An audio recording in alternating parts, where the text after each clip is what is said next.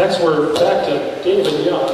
David, with regards to education, what role should the federal government be, or what role should the federal government have in education? I would say that really the only role I see would be just enforcing any discrimination in education. That could be done really with civil rights or the Department of Justice. I do not like the fact that the federal government is taking over our schools. I would like to see a time when the power is in your hands, the parents' hands and school board's hands. So we have to be very careful with what the Department of Education is doing. Common Core is a bad idea. And we need to make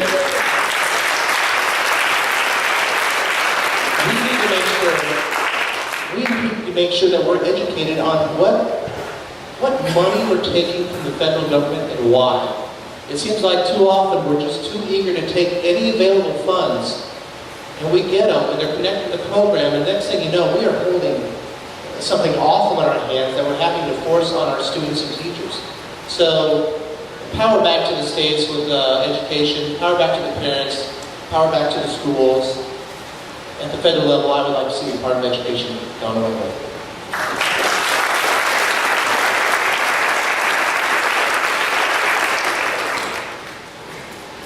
Next, for State Senator Ernst. In regards to tax reform, are you a fair tax, flat tax, or change the current progressive income tax, or other type of tax? Thank you. Well, I do agree that we need to do something about our taxes, and I think full elimination of the IRS is the best way to go. They've been abusive, they are horrible, we need reform all the way around. And to do that, you would have to institute a fair tax. So I would say I'm intrigued by the fair tax. I think it is a great way to go. We're capturing a lot of revenue. We're replacing the revenue that's pulled in by the IRS right now. A flat tax is also a great idea and something that we need to think about. I think any of these ideas are worth looking at. You know, what is right for all of the American public, we will need to sort through that. But I agree that the tax structure needs to be flatter, it needs to be fairer, it needs to be finite, and our families need to know how much they are going to pay as well as our businesses out there. So again, I would take a look at any of those. I am very intrigued though by the fair tax. Thank you.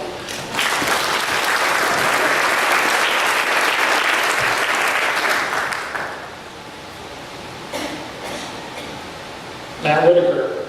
The recent school shooting in Newtown, Connecticut spurred new proposals for gun control legislation.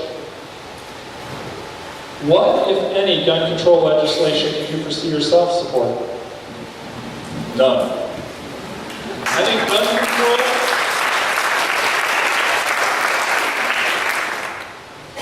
gun control is me controlling my guns and you controlling your guns. Ladies and gentlemen, we have plenty of gun laws. As the United States Attorney for 5.5 years, I prosecuted people that weren't supposed to have guns, that did. We have plenty of gun laws. We have gun laws that prevent mentally ill people from having guns. We have laws that prevent people that have felonies, domestic abusers, all the folks that you would categorize that you would not trust with a gun. We already have laws that apply to those folks. What we need to do is improve our system. Like the NICS background check. We need to make sure that the mental health records and court adjudications and the like are interacting with the state system, and that the instant background check system works.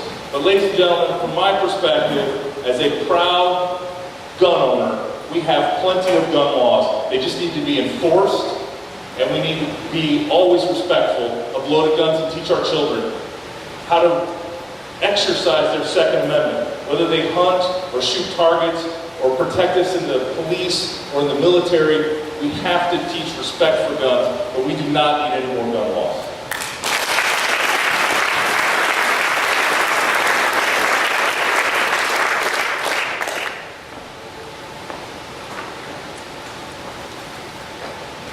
Next, Sam, I want to touch base and switch gears a little bit to immigration. I'd like you to talk a little bit about what what should be our solution as a nation for the 11 to 12 million illegal and undocumented immigrants? Thank you. I know a little bit about this. In 2006, I was asked by the United States Citizenship and Immigration Service to help them develop a plan for the implementation of that time, the McCain-Kennedy bill that was being considered by the United States Senate. My recommendations to them then and what I believe now. We secure the border, and we secure that so not a fly gets across, not a fly gets into this country illegally. And if the ABC News people can track down a terrorist in Benghazi, we ought to be able to track the 40% of the immigrants that are here that are overstaying their visas. We ought to be able to do that.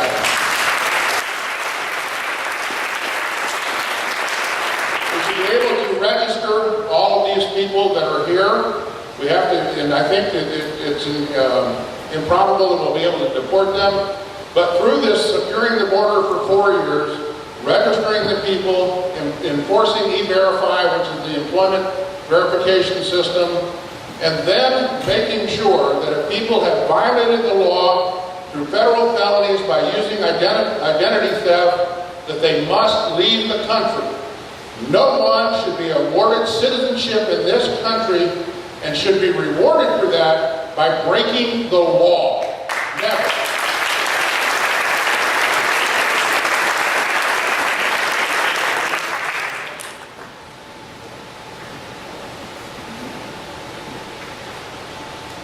Scott, next I would like you to come forward, and I would like you to talk about the #1 economic issue that you see our country facing over the next 2 to 6 years as your term if you become elected as a United States Senator. Thank you. That's a very good question. And there's a lot of different roads you can go down with that. One of the biggest things we have to look out for with our economy also falls into the category of national security. When you look at our trade secrets getting stolen from computer hackers, trademark infringement, patent infringement, people making knockoff American products overseas, we have to look out for our economy that way. We're losing billions of dollars by having all of our ideas get shipped overseas. Another thing we also have to look at is different ways to lower our manufacturing cost, different ways to attract people to want to manufacture their goods here in the States, different ways to keep people employed here in the States. Right now, especially when you're dealing with technology sector jobs and projects that can be completed through email, we're losing out on a lot of jobs. That stuff's getting done overseas and then emailed back to us as for technology projects. So we've got to figure out ways to keep those projects here in the United States. Also, when it comes to the economy, we've got to make other countries we're going to have to make other countries pay a premium to do business with the United States. We have the best products, we have the safest products, we have the safest food. We have the highest quality of every product in the world. Therefore, we have to figure out a way to earn the money for that and in turn keep our jobs here.